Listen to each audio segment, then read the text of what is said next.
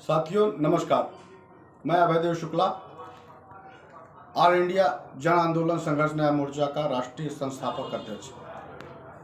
साथियों, आज आपसे और पूरे देशवासियों से एक संदेश के माध्यम से, और मुझे आशा है कि आप इसको शेयर करेंगे और शेयर करके पूरे देश के जमाकर्ताओं और निवेशकों को बताएंगे, कार्यकर्ताओं को, जिन वर्तमान परिस्थितियों से हम आपसे बात कर रहे हैं वो 22 तारीख को लखनऊ के इको गार्डन में जन आंदोलन संघर्ष न्याय मोर्चा ने संयुक्त जन आंदोलन संघर्ष न्याय मोर्चा का गठन किया, जिसमें हमारे देश की सर्वोच्च न्यायिक व्यवस्था माननीय सर्वोच्च न्यायालय के अधिवक्ता अजय टंडन जी द्वारा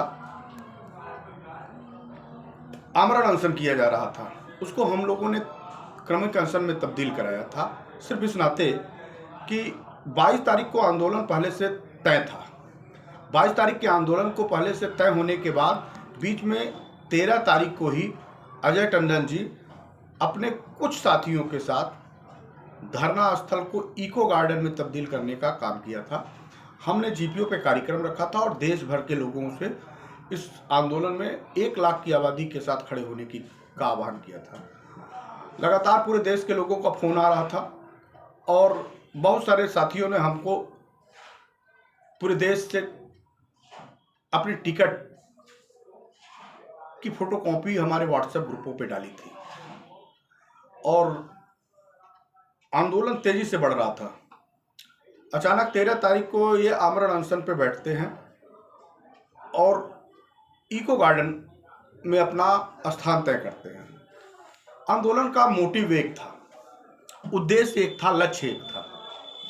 14 की सुबह हम लोग लखनऊ जाते हैं और लखनऊ जाने पे दिखाई देता है कि वहाँ 5 साथी भी खड़े नहीं दिखाई देते, अजय टंडन जी बैठे होते हैं। निसंदेह हमको भी लगा और हमारे आंदोलन के साथियों को भी लगा कि आंदोलन को एक जगह ही करना न्यायोचित होगा। वो सीनियर अधिवक्ता है, विधिक रूप से हमारे इस आंदोलन की गति को आगे बढ़ा सकते हैं जब हमको उनकी आवश्यकता लगेगी। तो हम लोगों ने, चूंकि मैं राष्ट्रीय संस्थापक हूँ ऑल इंडिया संघर्ष जन न्याय मोर्चा का, तो मेरे लिए महत्वपूर्ण ये था कि विजन आगे हो, महत्वपूर्ण ये था कि उद्देश्य और लक्ष्य की प्राप्ति हो। उद्देश्य ये था कि हम सारे लोगों को आंदोलन के रूप में उन गरीब तबके से लोग जो निवेशक हैं उनको न्याय मिल सके। उद्देश्य इस बात का भी था कि जो जमाकर्ता कार्यकर्ता आपस में वर्ग टारगेट बना लिए थे, संघर्ष की स्थिति आ रही थी, उनमें पूरे देश में भयाक्रांत स्थिति ना पैदा हो पाए, हम सरकारों पे दबाव बना सके। उद्देश्य ये था कि 1 लाख की आबादी जीपीओ पे हम खड़ा करके हम देश की सरकार को नतमस्तक कराने की मंशा पाल रखे थे। हमने ये चाहा था कि अगर देश के 1 लाख निवेशक, 12 लाख निवेशकों में से 1 लाख निवेशक अपने घरों से बाहर निकलते और अपने सम्मान बचाने के लिए सड़कों पे आते, तो उनके साथ जनमानस के रूप में उनका कार्य जमाकर्ता भी उनके साथ खड़ा होता। और मात्र 100 मीटर की दूरी भी नहीं था, 100 मीटर पे विधानसभा था और उसी के पास हमारे बगल में थोड़ी दूरी पे सहारा का शहर था। हम निकलते वहाँ जीपीओ से और जीपीओ से निकलने के बाद हम उसको घर को घेर लेते, लेकिन ऐसी वर्तमान परिस्थितियाँ हो नहीं पाई।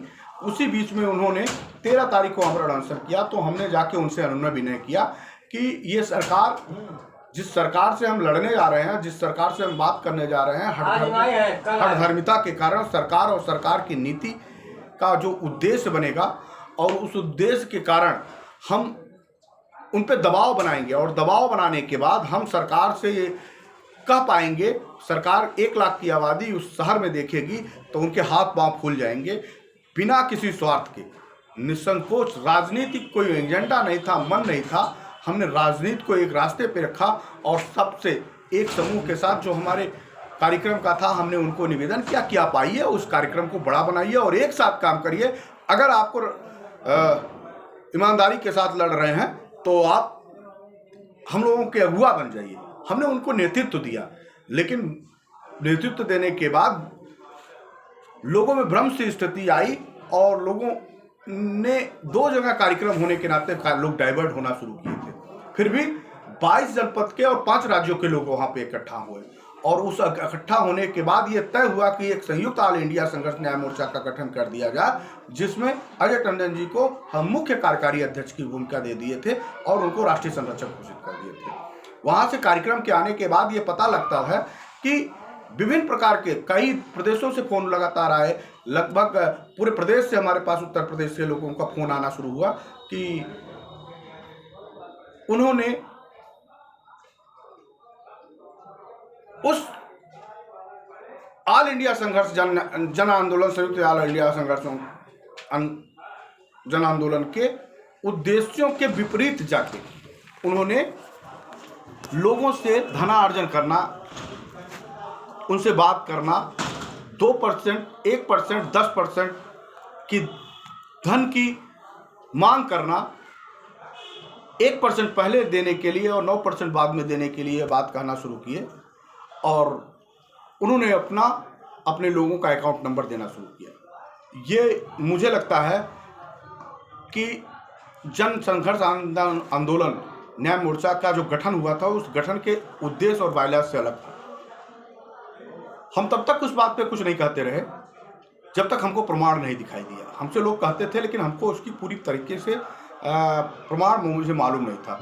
उनके स्वयं के वीडियो पे जब मैंने ये बात सुनी और हमारे पास लगातार वीडियोज आए और कुछ व्हाट्सएप फोटो ग्रुप्स आए तो मुझे निर्णय लेना पड़ा कि हम सुब्रत राज जैसे ठग मंडली से लड़ रहे हैं।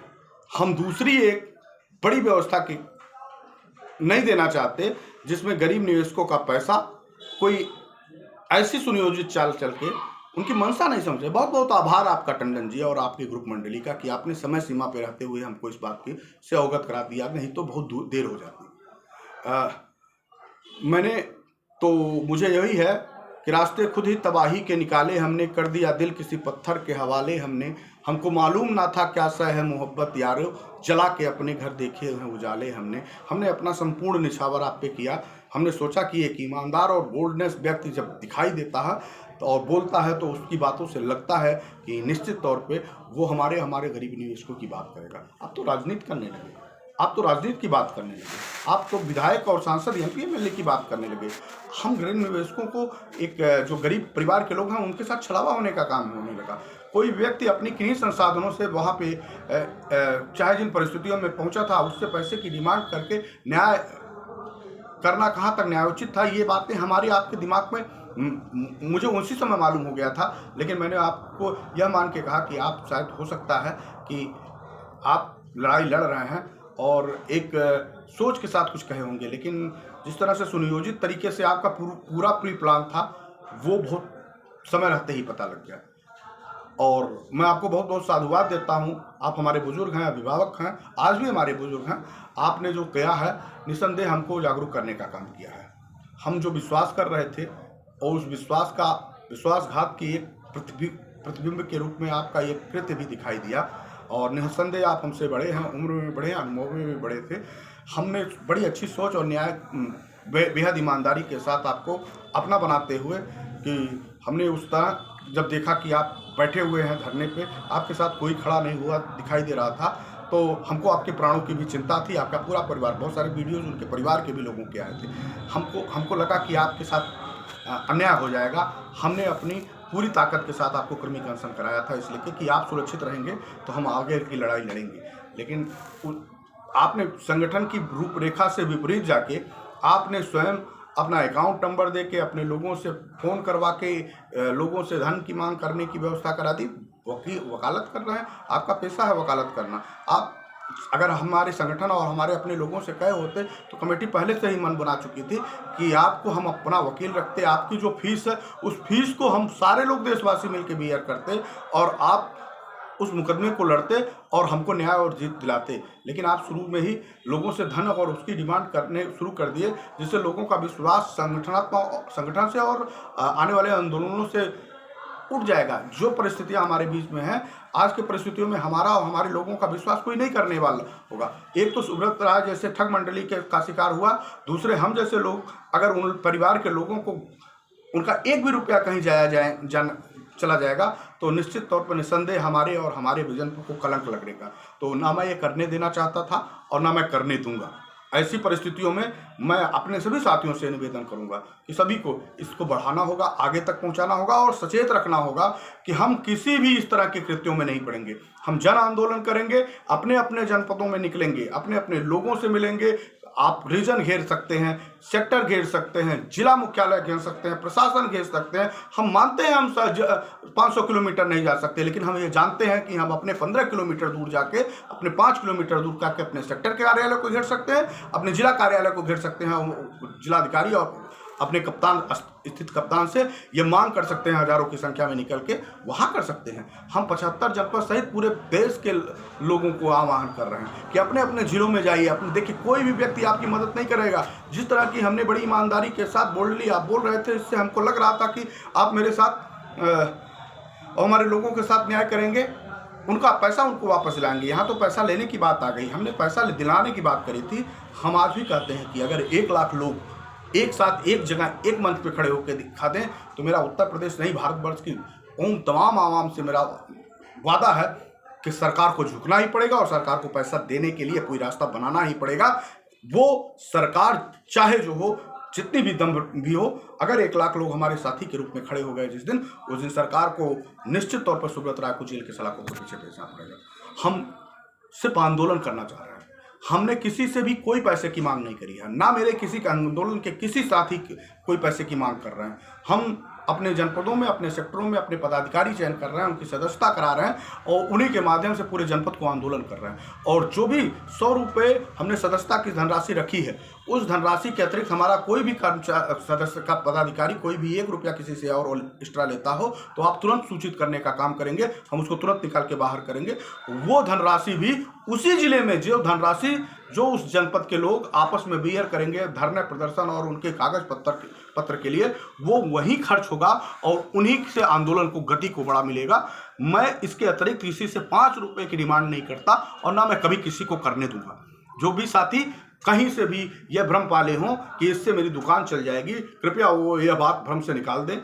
ये आंदोलन बड़ा है, ये देश के निवेशकों का दर्द है। किसी की किडनियाँ फेल हो गई हैं, किसी की बच्चे की शादी नहीं है, कोई गरीब है, कोई अनाथ है, उसको पैसे की आवश्यकता है, कोई बेसहारा है, वो थोड़ी जमा राशि धन किसी रेवड़िया वालों ने, किसी दुकानदार ने, किसी गरीब लोगों ने अपना पैसा जमा किया।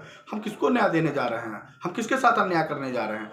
हम उनसे पैसे की मांग करेंगे तो हम इधर इस संसार में क्या मुंह दिखाने लायक रहेंगे, या ऊपर जाने के बाद किस मुंह के साथ हम भगवान को जवाब दे पाएंगे? हमको हर जगह ना पैसा करना चाहिए, हर जगह ना राजनीति करना चाहिए। ये काम पुनीत धर्म का है और समाज के कल्याण का है। आंदोलन सच्चे और अच्छे मन से होने चाहिए। इसमें कहीं भी किसी तरह से कोई साथी ये भ्रम में मत पाले कि इसके पीछे के छुपे एजेंडे के साथ मैं कुछ कर ले जाऊंगा। आप काम करेंगे, आंदोलन करेंगे, बड़े करेंगे, लोग आपको अपना मानेंगे तो चाहे कहें या ना कहें नेता आप बन जाएंगे। हम क्यों कहने जाएं कि हम किसी के नेता हैं, क्योंकि हम किसी के राजनीति के चक्कर में पड़े हुए हैं। हमको राजनीति के इस विषय पे बात ही नहीं करनी चाहिए। हमने साफ साफ वहाँ कह दिया था कि राजनीति हमारे बीच का मुख्य मुद्दा नहीं और पेशा नहीं है, और ना मैं इसमें राजनीति करना और कराने देना चाहता हूँ। सरकार को तय करना होगा, सरकार को यह बात कहना होगा, अगर वो हमारा भुगतान नहीं करा पाएगी तो निश्चित तौर पर सरकार को इस प्रदेश में और देश में रहने का अधिकार नहीं है। शासन सत्ता दूसरी बदल जाएगी। हम वोट नहीं देंगे, हम कूड़े में डाल देंगे, लेकिन उनको वोट नहीं देंगे। किसी राजनीतिक दल को जो हमारा समर्थन नहीं कर रहा, हम उसके साथ भी खड़े नहीं होंगे। बहुत सारे विधायक को घेरिए, सांसद को घेरिए, उनके घर घेर डालिए और उनसे न्याय की उम्मीद के लिए बात मत करिए। हाथों में क्रांति का मसाल लेके चलना होगा, लड़ना होगा और संघर्ष के साथ इसको जीतना होगा, तभी सफलताएं मिलेंगी। और मैं अपने साथियों से, अपने भारत वर्ष के निवेशकों से और कार्यकर्ताओं के धैर्य के साथ इस बात को कहना चाहता हूँ। संघर्ष में लड़ना पड़ता है, शहीद होना पड़ता है। पैसे के लिए ना इस देश में किसी ने आंदोलन किया है और ना देश पैसे से आंदोलन से के बगैर, पैसे के बगैर आंदोलन कभी रुका है। पैसा हमारे लिए प्रमुख नहीं है, व्यक्ति हमारे लिए प्रमुख है, विजन हमारे लिए प्रमुख है। इस नाते अभी सभी साथियों से मेरा निवेदन है कि इसको जितना शेयर कर पाइएगा करिएगा।